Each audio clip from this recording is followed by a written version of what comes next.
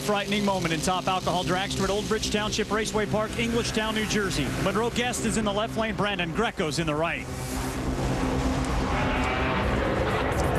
Fortunately, both drivers emerged safely, but it is a scary start to the annual Super Nationals. Are collecting our breaths after a very scary moment in round number 1 top alcohol dragster. Bob, let's take a look back and see if we can find out what exactly happened. The Tiger Flow team at Munroe Guest already looking for a championship season. Heads on down the racetrack, and the run looked to be pretty good. Then all of a sudden, at the end of the racetrack, you can see the tires shredding. You don't know what is the cause or the effect, but the end result is pretty simple. No rubber on those wheels as he goes down through the end of the racetrack. Drives over and hits the wall, and then gets swung a little bit to the sideways, and that may have helped lessen the impact when Brandon Grecko came and ran right through him. Eerily reminiscent of the race when Ken Koretsky and Bruce Allen had their crash out in Texas a couple of years ago. Both drivers are okay. Brandon Grecko, you can tell, I mean, just really upset. But the main thing, a tremendous impact for these two race cars. There's the kid that was in the car that drove in to Munroe Guest, and he's okay. Just moments after this, Jamie Howe caught up with Brandon Grecko. Brandon Grecko in his first national event of the season. Brandon, that was a crazy run out there. Watch it on the monitor. Walk us through what happened. All right, I'm staging the car, and it started to shake a little bit. I hit first. We've been having shift light problems, so I short shifted second, and that was the only thing I saw. And thank God for the LeHay system. The chutes came out before I even realized what happened.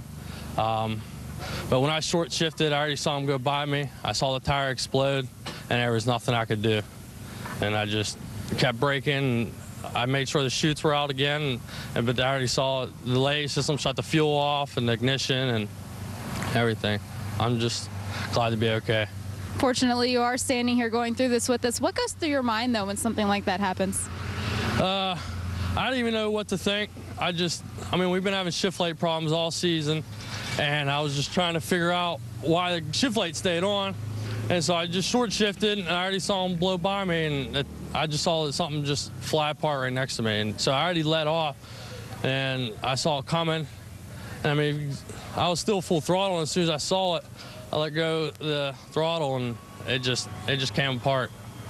Could have been much worse. You are standing here. Yeah, and I was in the car. I'm trying to steer, but then I finally realized that the front end wasn't on the car. So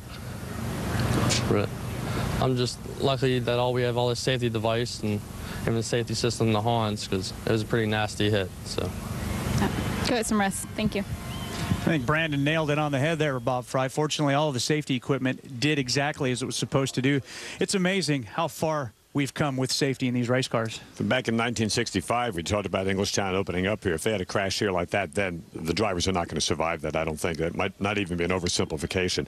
They have so many things now designed to protect them. The race cars are just designed so extremely well. I mean, the chassis, the cars are basically form-fitted for each particular driver. He's sitting back there in that cocoon, the safety of the roll cage, and the cars are designed to do certain things. And Brandon Grecko, you heard him talk about the safety devices all worked. Right about now, you're sitting there driving that race car. You have no idea the car in the other lane is going to come onto your side of the racetrack. You're going at speed, and there's not a whole lot you can do.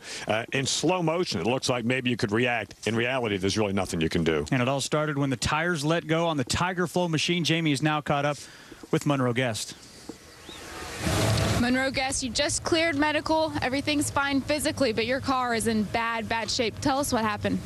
Well, about the finish line, I heard a big pop sound, and at that point, the car started veering to the right, and I hit the wall, and I felt the car spin around. I got my hand on the fuel levers to get the fuel shut off, and at that point, I guess I was sliding backwards, and then I don't know how many times it spun around, because I really don't know at that point, but I could smell the carbon fiber burning, and I can hear the chassis skidding along the track, and I guess I made contact with the other guy as well. I don't know, but his car's in half over there as well. So we're going to have to go back and probably build a new chassis and start all over again.